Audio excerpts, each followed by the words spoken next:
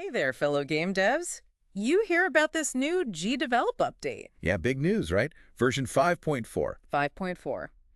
And it's got some seriously cool stuff. Definitely lots to unpack. We're talking like real-time multiplayer now. No kidding. This is huge for people who want to make their own online games. I mean, for anyone who doesn't know GDevelop yet. It's totally free and open source, right? Exactly. Free to download, free to use, make whatever you want. Don't let that fool you, though. It can handle some pretty big projects. Oh, for sure. And with 5.4, it's like they're bringing multiplayer to the masses. Totally. And they didn't just, tack it on as an afterthought. Right. It seems really well thought out. Yeah, they've clearly considered how to make it user-friendly but also scalable.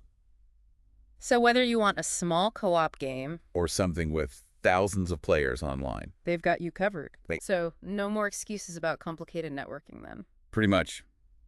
GDevelop takes care of a lot of the hard stuff for you. Music to my ears. I've wrestled with enough networking code to last a lifetime. Especially with the free tier, you get to test the waters. Oh, yeah. What's the You catch? get one lobby to play around with, perfect for prototyping and getting comfortable with the system. One lobby, huh? Sounds cozy. If you need more, the paid tiers have got you covered. All right, so let's say my game is destined for greatness. Shooting for the esports scene. Exactly. One lobby won't cut it for a global gaming phenomenon. Then you'd want to look at their silver, gold, or pro tiers. What do those get you? Unlimited lobbies, so different game modes, regions, skill levels, all that. Nice. Plus you get more advanced features like lobby administration, matchmaking, even monetization stuff. So GDevelop is serious about supporting multiplayer games then? Absolutely. And by making it so accessible, who knows what kind of creative games we'll see. I can't wait to see what people come up with. Me neither. But multiplayer isn't the only thing they've been working on. Oh, right. They've also tackled variables in a big way. Finally. I swear, variables can be the bane of my existence sometimes. Tell me about it. Huh. Yeah, you start out fine, organizing everything neatly.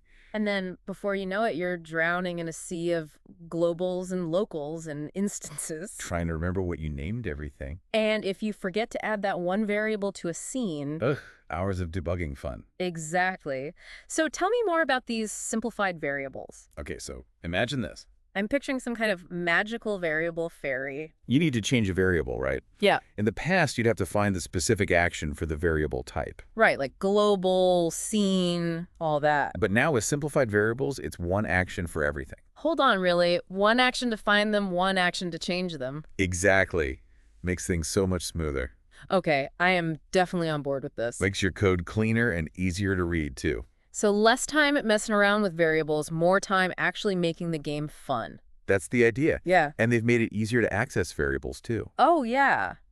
Tell me about it. So now you can access global and scene variables from one central location. No more clicking through a million menus to find that one variable you need. Nope, it's all right there. This all sounds great for beginners. It is. Makes the learning curve a lot less steep. But what about for those of us who like to get a little more advanced? They've got you covered, too, don't worry. Oh, do tell.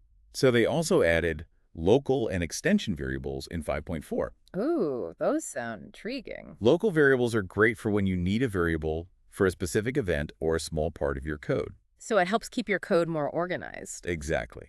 And it prevents conflicts with variables in other parts of your game. Smart. And what about these extension variables? What makes them special? Think of them as variables you can store directly within your extensions. So if you're building a complex game with lots of custom features... Extension variables give you a way to manage the data for those features more efficiently. I see. It's all about keeping things organized and optimized. Exactly. And that's not even everything in this update. Wait, there's more. I thought we were done with the surprises. GDevelop 5.4 is like a gift that keeps on giving. All right, then hit me with those rapid-fire features. Okay, so first up is the new Diagnostic Report. Diagnostic Report? Sounds kind of serious. It's actually a lifesaver, especially when you're hunting down those really annoying bugs. Oh, I've been there. You spend hours combing through your code only to find it was a tiny typo all along. Or a missing variable. Don't even get me started. Exactly. So this Diagnostic Report, it scanned your code for those kinds of issues. Really? So it's like having a second pair of eyes specifically for finding errors. Exactly. It checks for missing variables, conflicting events, all those little things that can trip you up. I am sold. Anything that saves me from debugging headaches is a win in my book. For sure. Okay, next up we've got something a little different. Community badges. Badges. Like in a video game. You got it. Hmm. So GDevelop has always had a great community, right? Oh, for sure. Super helpful and welcoming. Exactly. And now they've added this badge system to make it even more rewarding to be part of the community. So what can you earn badges for? All sorts of things. Completing tutorials, contributing to the forums, creating extensions, you name it. So it's like a fun way to level up your skills and connect with other developers. Exactly. And hey, little friendly competition never hurt anyone, right? Right. What else have we got? Last but not least, they've improved the leaderboard login system. Oh, nice. Seamless player experience is so important, especially for multiplayer games. Absolutely. They've made it super easy for players to log in and have their scores automatically show up on the leaderboards. So no more messing around with complicated APIs or anything. Nope, it's all streamlined and easy to use. That's awesome. And it ties in perfectly with everything else they've added in 5.4. Right. It's like they've thought of everything. Seriously, multiplayer, simplified variables, debugging tools, community features, it's all here. They even added one-click export to iOS a while back. Oh yeah, that was a game changer. Makes it so much easier to get your games out there on the App Store. They've also been working on improving the UI, making it more user-friendly. And we can't forget about the spine animation support they added. Oh yeah, now you can create those super smooth and expressive character animations. I'm really impressed with everything they've done with GDevelop 5.4. Me too. It just keeps getting better and better. And you know what I love most about GDevelop?